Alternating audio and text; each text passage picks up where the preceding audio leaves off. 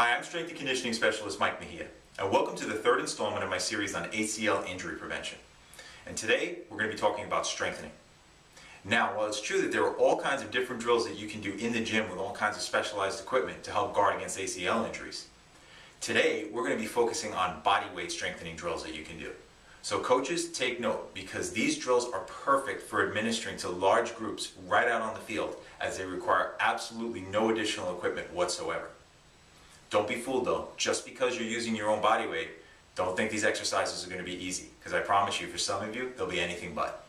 So let's go ahead and take a look at those drills right now. Our first drill is the triple lunge. Now I love these because they're great at helping to build deceleration strength for change of direction mechanics. Now here you see the athlete starts off with a forward lunge, and then goes into a side lunge, and finally a reverse with the same leg. Now you do have the option of doing all your repetitions on one leg before switching, but I would recommend, especially when starting out, to keep the fatigue manageable, alternating legs as we're doing here in this drill. Notice the way she drops into that back knee, really sitting into those hips, sits those hips back and keeps the knee in line with the toe on the side lunge, and keeps a nice tall torso on the reverse lunge. Very important that you drop into those hips. This is where we're really building that deceleration strength. And these are triple lunges, and you can do 4 to 5 rounds per side. Next up, we've got a bodyweight squat with abduction.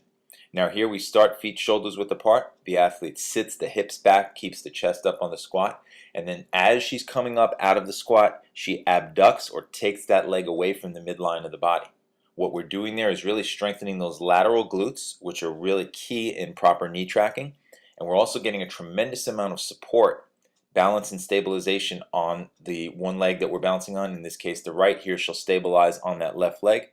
Make sure that you keep the chest up and sit the hips back on the squat, and keep the toes pointed forward on the abduction so we really target those lateral glutes. Next up, we've got a real killer, the split squat to unilateral Romanian deadlift. Here the athlete is set up in a split squat. Note the way she drops straight down into that back knee and then launches into that unilateral or one-legged Romanian deadlift. On the deadlift, we're getting lots of posterior chain strengthening through that glute, hamstring, and those spinal erectors. And notice how upright she stays on the split squat, dropping straight down into that back knee, getting an excellent stretch to the quad and the hip flexor on that back leg. As you can see, lots of balance and stabilization required as well. Very tough drill. Now, our final drill may not look like much, but it's actually an incredibly challenging drill. It's called the standing hip excursion. Now, for these, the athlete is going to stand balancing on the left leg, and keeping that knee soft, she's going to internally rotate or bring her leg across the front of her body, and then turn out and externally rotate. Now, what we're looking to do here is have her rotate those hips inward and outward while we keep that support leg, in this instance, that left leg, relatively stable. We want to see that knee, that left knee, lined up right over where the left toes are pointing and not following her on either the internal or external rotation.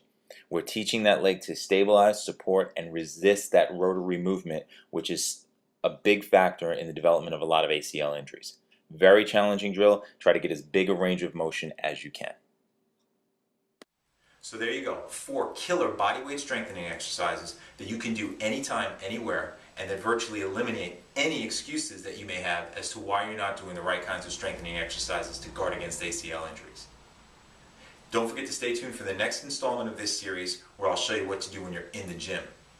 In the meantime, if you have any questions or comments, feel free to shoot me an email at mike@basesportsconditioning.com. I'll see you next time.